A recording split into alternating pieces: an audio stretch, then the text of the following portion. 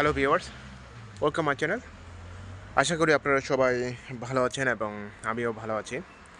আমার নাম পরাণ। বরাবরের মতন আমি আজও আপনাদের মাঝে আরেকটি নতুন ভিডিও নিয়ে হাজির হয়েছি।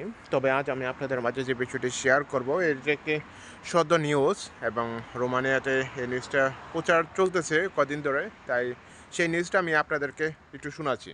আর সেটা হচ্ছে যে স্যালারির বিষয় নিয়ে।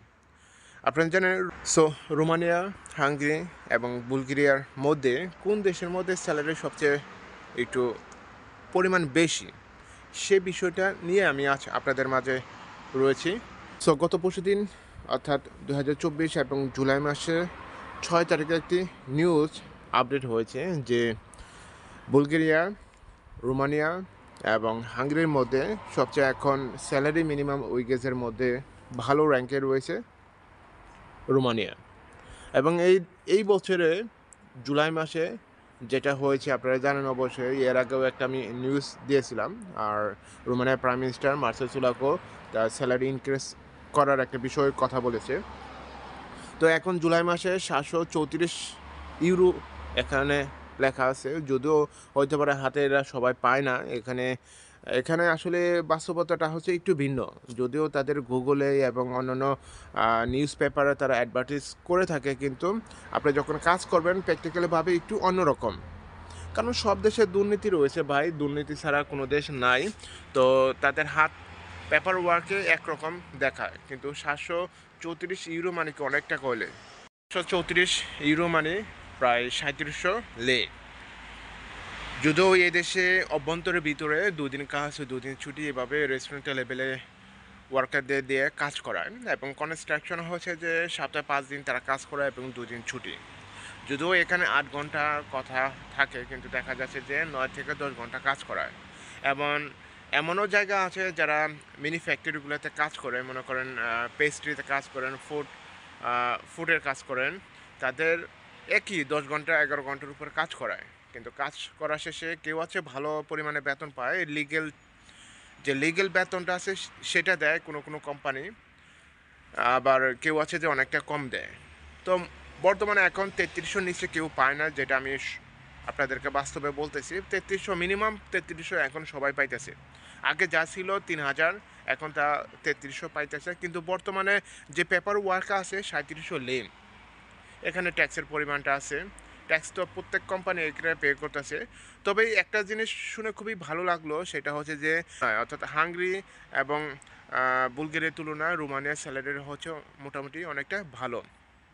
হাঙ্গেরিতে প্রচুর পরিমাণে ট্যাক্স এবং বুলগেরিয়াতে এখন 933 বিজিটি রয়েছে, যা 1 ইউরো সময় পরিমাণ হচ্ছে 2 টাকা 65 বিজিটি, অর্থাৎ 2.5 টাকার উপরে তাদের টাকার মানটা রয়েছে। এবং 1 ইউরো সম পরিমাণ হচ্ছে রোমানিয়া 5 লের উপরে।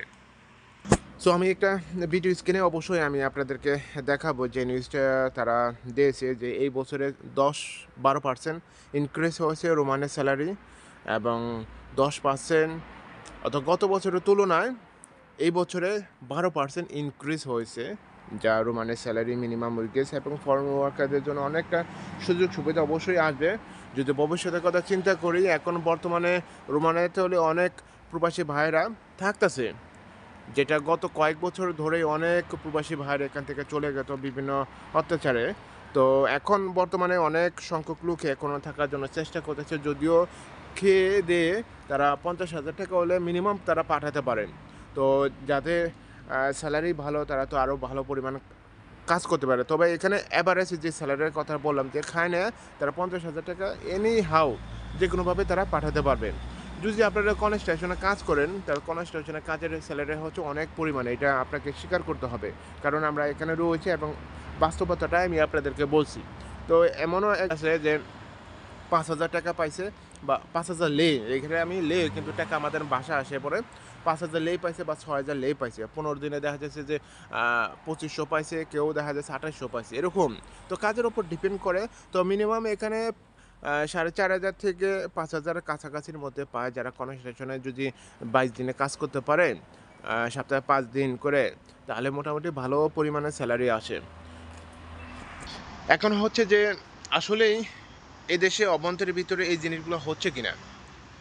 আমরা এখন বর্তমানে যে স্যালারিটা পাইতেছি, আমি রেস্টুরেন্টে কাজ করি, তাই রেস্টুরেন্ট সম্পর্কে অনেক অভিজ্ঞতা রয়েছে এবং প্লাস হচ্ছে যারা আশেপাশে অনেক আমাদের কলিগ রয়েছে, যেটা বাঙালি প্রবাসী হিসাবে যারা কাজ করতেছে কনস্ট্রাকশন ফ্যাক্টরি, তারপর হচ্ছে যে পেস্ট্রিতে মানে ওই যে রুটি বানায়, তো তারা অন্য লেভেলে কাজ করে। তো রেস্টুরেন্টের লেভেলটা হচ্ছে আমি একজন ওয়েটার হিসাবে কাজ করি, এখানে কমিশন আছে।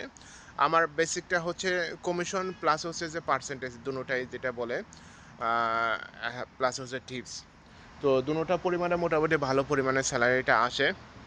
তবে নিউজটা শুনে খুবই ভালো লাগলো যে হাঙ্গরি এবং বুলগেরিয়ার তুলনায় মোটামুটি রোমানিয়ার স্যালারিটা ভালো এবং হচ্ছে যে ভবিষ্যতে অবশ্যই আরও ভালো হবে এবং আশা করা যায় 2025 সালের মধ্যে 800 ইউরোর মধ্যে পৌঁছাবে। যদিও কর্মসংস্থান আস্তে আস্তে হলে একটু বাড়তেছে, যেমন বিগত কয়েক বছর আগে হলে এত সংখ্যক হলে কর্মী ছিল না, এখন আস্তে আস্তে সব পজিশনে এলে ফরেন ওয়ার্কার অর্থাৎ থার্ড কান্ট্রি ন্যাশনালিটি হিসাবে তারা নিয়োগ দিচ্ছেন এবং প্রত্যেক বছরে তারা ভ্যাকেন্সি দিয়েছে, যেমন এই বছরেও 1 লক্ষ ভ্যাকেন্সি দিয়েছে।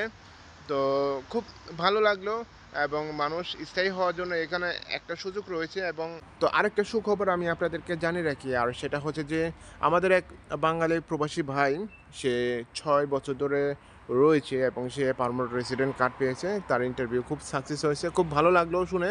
সে আমাদের শহরে না, অন্য একটা শহরে আছে।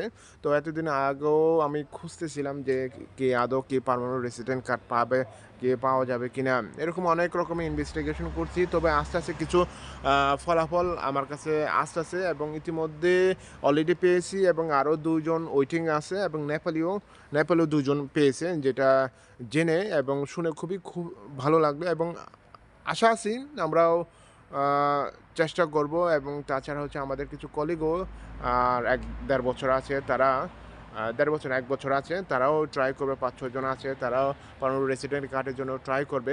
দেখা যাক তাদের ফলাফল কী হয়, অবশ্যই ভালো হবে। এবং তারপর হচ্ছে আমাদের লিস্ট হচ্ছে পরে, কারণ আমরা এই যে 2 বছরের মধ্যে পা দিয়েছি, তো থাকার জন্য সবাই চেষ্টা করে। তো এটাই ছিল সুখবর এবং স্যালারির ব্যাপারটা আমি বললাম। যদিও আপনারা পেপার ওয়ার্কে দেখবেন, আপনি যদি নিউজে সার্চ দেন যে রোমানিয়া, বুলগেরিয়া এবং হচ্ছে হাঙ্গরি মিনিমাম স্যালারিটা কত, আপনি ইতিমধ্যে নিউজটা পেয়ে যাবেন। এবং তাছাড়া আমি স্ক্রিনশটের মধ্যে আমি আপনাদের ভিডিওতে দেখাচ্ছি। তো সবাইকে ধন্যবাদ জানাচ্ছি আমার এই ভিডিওর সাথে থাকার জন্য। এছাড়া আপনার যদি কোনো মতামত মন্তব্য থাকে তাহলে অবশ্যই আমার এই ভিডিও কমেন্ট বক্সে লিখতে পারেন।